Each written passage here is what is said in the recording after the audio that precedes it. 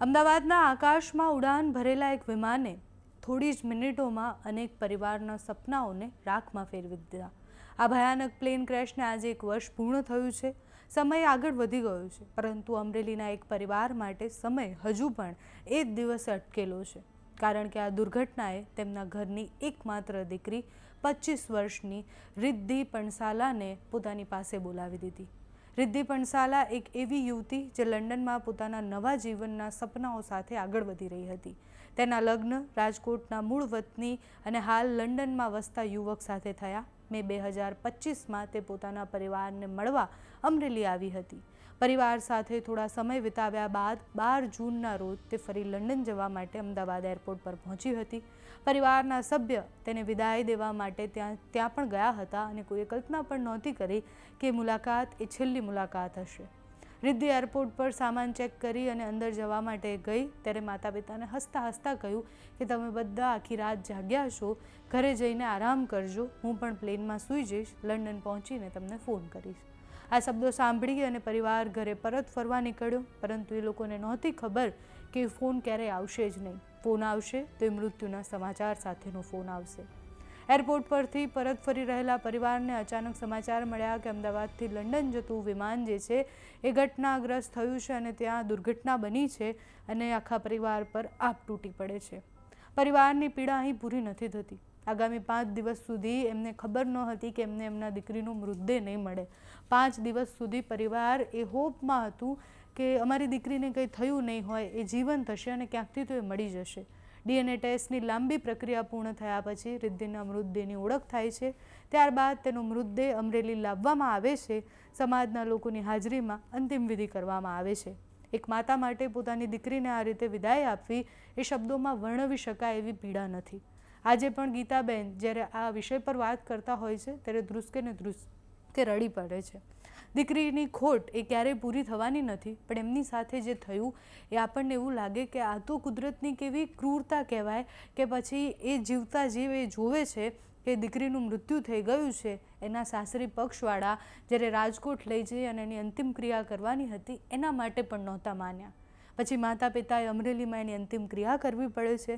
એનાથી પણ ખરાબ અને ભયાનક વાત એ છે કે દીકરીના જેની સાથે લગ્ન થયા હતા એણે 2 મહિનાની અંદર બીજા લગ્ન કરી દીધા અને ગીતાબેનના એવા આક્ષેપ છે કે એમને જે પણ આર્થિક સહાય મળી હતી એ બધી 25 લાખ રૂપિયાની સહાય એ લઈ ગયો। હા, દીકરી જવાનું દુઃખ તો એટલું ભારે છે કે કોઈ એના શબ્દ નથી કે હું તમને કહી શકું એમ। અમારું તો બધું જ લૂંટાઈ ગયું।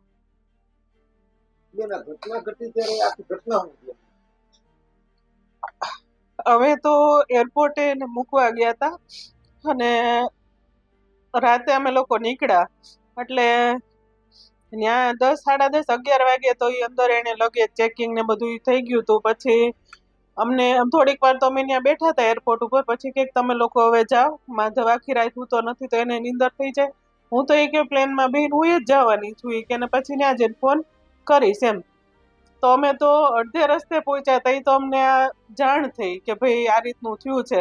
તો અમે તો કોઈ દિવસ જોયું નહોતું, કઈ ખબર નહોતી પડતી પ્લેન ક્રેશ હું એમ। અમને એમ કે કંઈક વાગ્યું હશે, હાથ પગમાં ઈજા થઈ હશે, પણ હાવ હચોડું આ રીતનું થાય એવું તો સપને કોઈ દિવસ વિચાર્યું નહોતું। અને અમે ત્યાં પહોંચ્યા, સિવિલે પહોંચ્યા ને એ હાલત તો ભગવાન કોઈને ન દેખાડે। રાડા રાડી, ચીસા ચીસી બધી અમે ગોતતા હતા બધી, આ ઓઢમાંથી ઓલા ઓઢમાં, ઓલા ઓઢમાંથી ઓલા ઓઢમાં કે ક્યાંક અમને મળી જાય એમ। દીકરી વિશે એના લગ્ન કેટલા સમય પહેલા લંડન થયેલા? એને 1.5 વર્ષ થયું। 1.5 વર્ષ થયા ત્યાં જ હતી લંડનમાં। 2 મહિના થયા એ આવી હતી ઇન્ડિયા। બેન એના પતિનો તમારી સાથે કેવો વ્યવહાર તો 3-4 મહિના તો એ લોકોએ જમાય છે બહુ આમ સારી રીતે કે ભાઈ અમારે દીકરાની જેમ જ એમ। પછી જ્યારે આ ટાટાવાળાનું ફંડ ઓલું થવાનું હતું ત્યારે પછી હચોડા કોન્ટેક્ટ એ લોકોએ મૂકી દીધા કે ભાઈ ફોનમાં કાંઈ જવાબ નહીં, મેસેજમાં કાંઈ નહીં, કે ભાઈ પૈસા એને જોતા હતા તો ભલે લઈ લીધા, એનો કોઈ ઓલું નથી। પણ અમારે હાલચાલ પૂછવાનું કાંઈ નહીં. કેટલું ફંડ એમને મેળવ્યું? એને 50 લાખ રૂપિયાનું ફંડ મળ્યું. ઈ પૈસે એને લગ્ન કર્યા. 6 મહિના નો થયા તા તો એને મેરેજ કરી લીધા એમ. ઈ પૈસે મારી દીકરીના મોતના પૈસા એને લગ્નમાં વાપર્યા. દુઃખ ઈ વસ્તુનું છે એમ. બેન, તમને જાણ કરી હતી આવી કોઈ લગ્ન કરવાના કોઈ હતા? વસ્તુ કાંઈ નહીં. અમને કઈ કોન્ટેક્ટમાં જ નતા. તમને આ કઈ પ્રી રીતે? વેડિંગ ને એ બધું હતું આ છોકરાઓને ફોનમાં તો અત્યારે આવી જાય બધું. તે ઈ લોકોએ જોયું એટલે ખબર પડી, નકર તો અમને ખબર ય નહોતી. એટલે સરકાર દ્વારા કઈ કઈ સહાય મળી? સરકાર દ્વારા તો આજે રાજ્ય સરકારના 2 લાખ રૂપિયા, કેન્દ્ર સરકારના ઈ અમને મળ્યા છે. બીજા કઈ? બીજા તો એર ઇન્ડિયાના 25 લાખ ઈ અમને મળ્યા. કેટલા સમય પહેલા એની સગા લગ્ન કર્યા હતા અને એની પછીનો કેવો વ્યવહાર હતો તમારો? લગ્ન કર્યા એને તો 1.5 વર્ષ થયું ત્યાં હતી લંડનમાં. પછી એમ કે આમ ઈ લોકો વચ્ચે થોડીક આમ માથાકૂટ ને એવું થતું રહેતું હતું.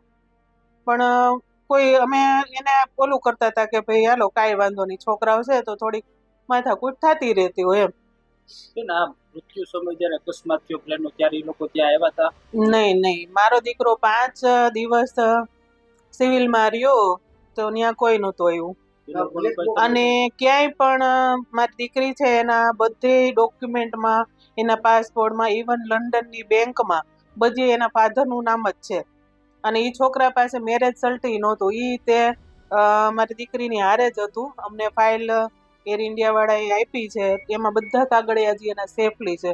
થોડું ઘણું બળ્યું છે, બાકી કાગળિયા બધા એમનેમ જ છે એને. એ લઈને જાતી હતી. એ સમય દરમિયાન એના સાસરિયા પક્ષે તમારો સંપર્ક કર્યો તો કઈ? કોઈ જાતનું કાંઈ નહીં. વિમાન દુર્ઘટના થઈ ત્યાર પછી કઈ? તો ત્યાર પછી નહીં, કોઈ વસ્તુ કાંઈ નહીં. એટલે એમ કે એ લોકો આવ્યા હતા બેસણામાં ને એમાં, એ બધું તો હતું જ તે અંતિમક્રિયા ક્યાં કરી? અહીંયા અમારે.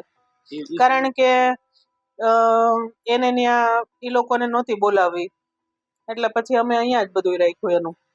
બ્લેક બોક્સ વિગત જાહેર કરવાનું હતું. બ્લેક બોક્સના ડેટા સરકારશ્રીને એ જ વિનંતી છે કે ભાઈ બ્લેક બોક્સના ડેટા જાહેર કરો. અમારે પૈસા નથી જોતા, બસ અમારી માંગ એટલી જ છે કે બ્લેક બોક્સના ડેટા જાહેર કરો, જેથી ખબર પડે કે અમારું છોકરું કઈ રીતે આ ક્યાં કારણસર આવું થયું એમ. તમે વિચારો કે કોઈના પત્નીનું મૃત્યુ થાય છે અને પછી એ 25 લાખ રૂપિયા લઈને બીજા લગ્ન કરે છે. માણસે આજ નહીં તો કાલ મૂવ ઓન થવાની પ્રક્રિયા કરવાની છે, પણ એક માતા માટે એ કેટલું ભયાનક છે કે એનો જમાઈ 25 લાખ રૂપિયા લઈ અને પછી 2 મહિનાની અંદર બીજે લગ્ન કરી દે છે. આ બધી જ ઘટનાઓ જ્યારે સાંભળીએ ત્યારે આપણને એવું થાય કે આપણે આજે પણ જ્યારે ઘટના સ્થળે જઈએ તો આપણને બધું જ એ જીવંત લાગે છે. અનેક કહાનીઓ, એ ત્યારે પડાયેલી ચીસો, એ રોકકડનો અવાજ, આપણે ધીરે ધીરે એમાંથી બહાર નીકળીશું. આપણે 1 વર્ષ માટે બધું ભૂલી ગયા હશું, પણ અનેક પરિવાર એવા છે જે 1 વર્ષથી ત્યાંના ત્યાં છે. તમારું આ વિષય પર શું માનવું છે અમને કમેન્ટ્સમાં જણાવજો. અત્યારે આ વિડીયોમાં બસ આટલું. જો તમે અમને યુટ્યુબ પર જોઈ રહ્યા હોય તો સબસ્ક્રાઈબ કરજો, ફેસબુક પર જોઈ રહ્યા હોય તો ફોલો કરજો, અમારા વિડીયોને લાઇક અને શેર કરજો.